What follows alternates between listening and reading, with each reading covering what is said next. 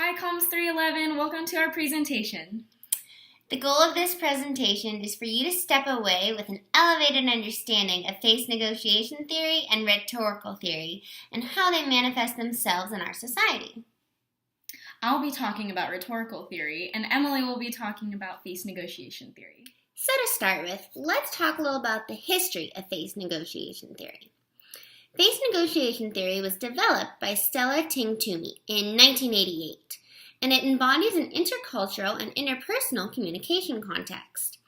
Ting-Toomey applied her theory to study various cultures, including Japanese, South Korean, Taiwanese, Chinese, and American. In summary, social scientists use it to examine how people maintain or manage their face, a metaphor for the public image that people display. Cultures manage and maintain face in different ways, partially based on the culture's individualistic or cultivistic mindset. Even in the last 30 years of its existence, a lot of research has been done on face negotiation theory. In a 2014 study on emotions, Otzel, Ting-Toomey, and Zhang explore how anger, compassion, and guilt relate to face concern, self-control, and conflict management. The purpose of this study was to discover the ways emotion moderates face, concern, and conflict styles in the U.S. and Chinese cultures. Now let's talk about rhetorical theory. Rhetorical theory describes the process of persuading one's audience by employing rhetorical devices and strategies. The theory was founded by Aristotle over 2,000 years ago, emphasizing audience-centered, calculated approaches to persuasion. In the 2,000 years since its conception, the theory has dominated not only public presentations, but also literature, marketing, and every other form of media. Rhetorical theory seeks to explain a speaker's persuasive tactics and to control audience behaviors, opinions, and motivations. For example, politicians and marketers use rhetoric to sway your vote or alter your consumption habits. Rhetorical theory is best understood when looking at the parts of its whole. The two assumptions that underlie rhetorical theory are 1, that effective public speakers consider their audience, and 2, that effective public speakers employ a number of proofs and devices in their speeches. Aristotle placed immense importance on audience analysis, the process of evaluating the audience's background, including their age, sex, education level, etc., and its needs, motivations, and decisions. Aristotle also placed great importance on the 3 proofs, logos, ethos, and pathos, to elevate the persuasive nature of an argument. One study that exhibits rhetoric's place in marketing was done by Zhang and Gelb in 1996. The study examined different advertising appeals with both Chinese and United States students. In the study, groups of students from the respective countries were shown ads with both collectivist and individualist societal appeals. Overall, the Chinese students from a more collectivist society chose products advertised with a collectivist appeal, and more often, American students chose those marketed towards individualists. All right, now that you know a little bit about our theories, let's compare and contrast them, okay, Tina? Sounds good, Emily. Rhetorical theory and face negotiation theory differ in both form and function. To begin with, rhetorical theory spans over 2,000 years with a foundation in philosophy, while face negotiation theory is less than 50 years old and was founded on experimental and observational research. Rhetorical theory's communication context influences the public side of the spectrum, while face negotiation theory primarily focuses on interpersonal and intercultural contexts. Rhetorical theory's implications are most prevalent in the fields of communication and literature, while face negotiation theory's more intimate nature gives it relevance in the fields of sociology, psychology, and communication. But rhetorical theory and face negotiation theory both focus on the presentation of one's image, which face negotiation theory refers to as face. More specifically, face negotiation theory describes how individuals attempt to control their perceived face, either naturally or as they have been socialized to do.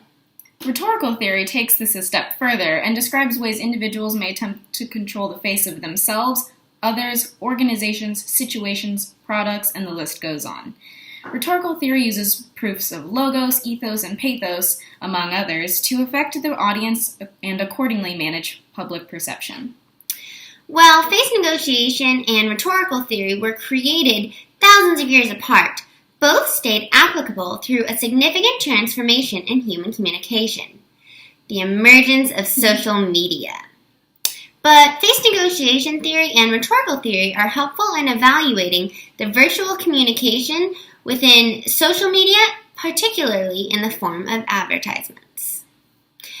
And that leads us into our next point. I'm going to be talking about how face negotiation theory and rhetorical theory manifest themselves in our society and address some of the issues that our society has. One global issue that face negotiation and rhetorical theory have tackled is that of marketing diversity. Until recently, most marketing campaigns were targeted towards white, middle-class America. Thanks to increased awareness and national diversity, marketers have employed face negotiation and rhetorical theory to foster a greater sense of inclusivity in marketing and media outreach.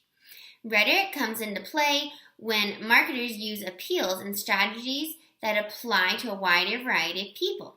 Face negotiation theory helps us understand why people react or feel the way they do to an advertisement, depending on how the advertisement affects their face.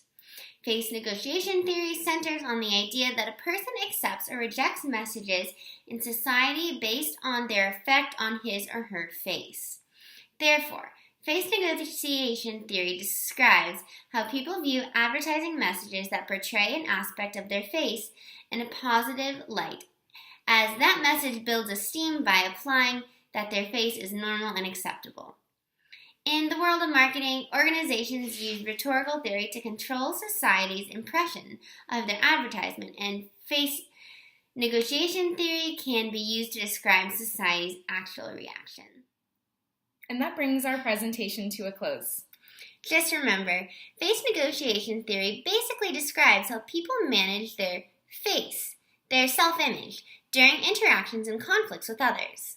And don't forget that rhetorical theory explains the persuasive nature of the speeches we hear, the books we read, and the media we see every day, and why we respond to their appeals. By examining face negotiation theory and rhetorical theory in contemporary marketing, one can see their considerable impact on intergroup inclusivity. By considering the face and emotional needs of a greater variety of groups in the nation and applying rhetorical tools and devices accordingly, marketers are attracting an increasingly more diverse population. Thanks to these marketing efforts, more groups feel they are a recognized and valued part of their home nation. While the nation has come a long way in allocating respect and opportunity to minority groups, the ambition to enact social change for the better is ever present, and face negotiation theory and rhetorical theory offer a powerful means of doing so.